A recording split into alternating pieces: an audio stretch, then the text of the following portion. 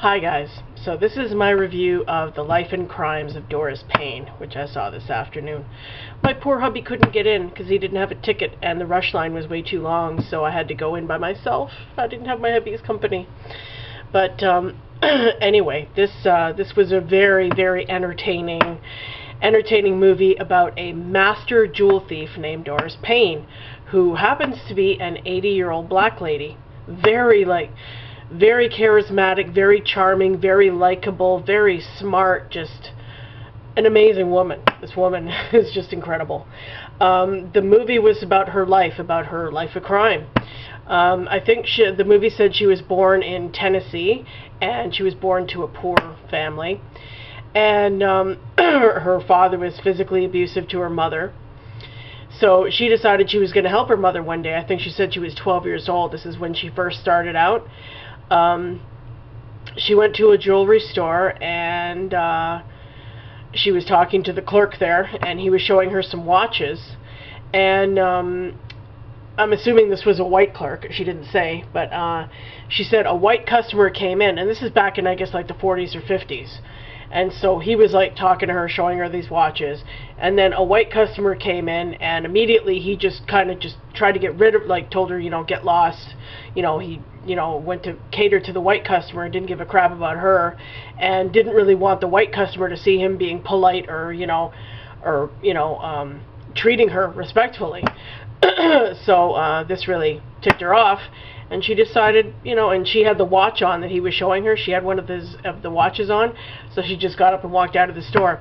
And that's how she started her life of crime. And she ended up selling the watch and giving the money to her mother so her mother could get out of the marriage. So her mother took off and whatever, and got away from this guy.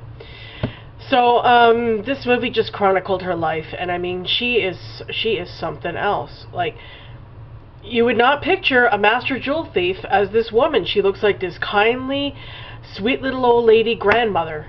And you know, in the meantime, she robbed Monte Carlo.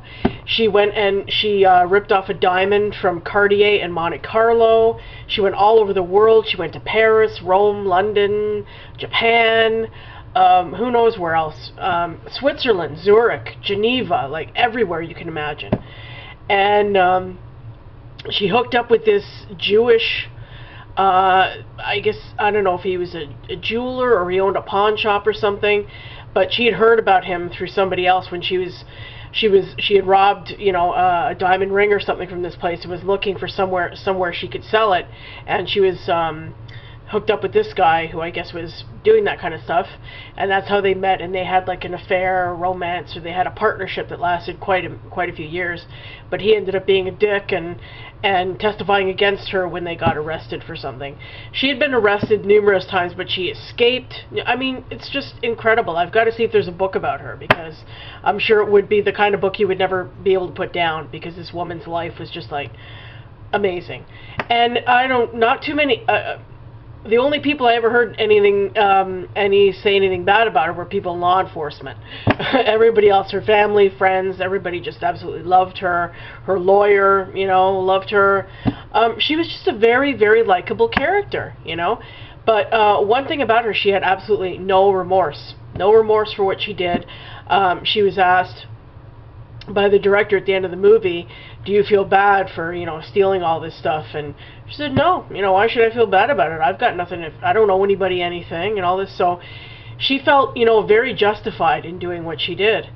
And I think a big part of the reason that one of the reasons that she enjoyed what she did so much, because she really, really loved what she did. She loved ripping people off, especially these, you know, really high-end jewelry places. She loved making fools out of people, I guess especially white people, because this incident back in her youth where this guy treated her like horribly, I guess it always kind of stuck with her. So she really enjoyed, you know, going into these places and, you know, embarrassing them, humiliating them, ripping them off.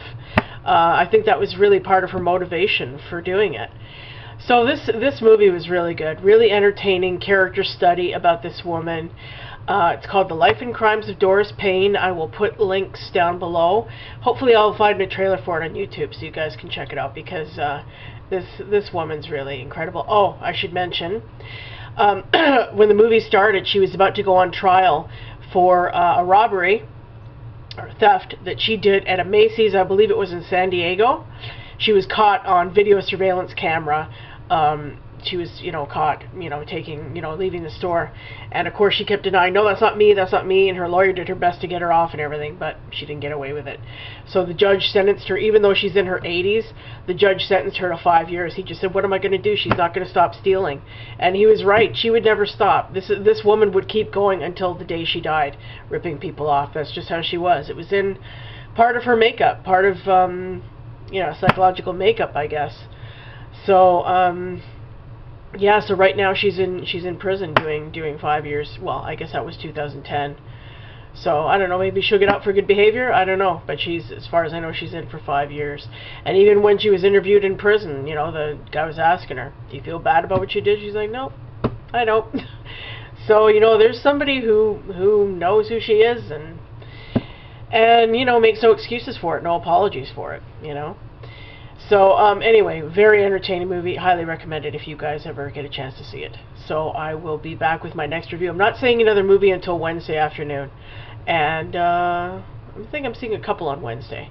So, I'll be back with more reviews. And I hope you guys had a great weekend. And I'll talk to you later. Okay, bye.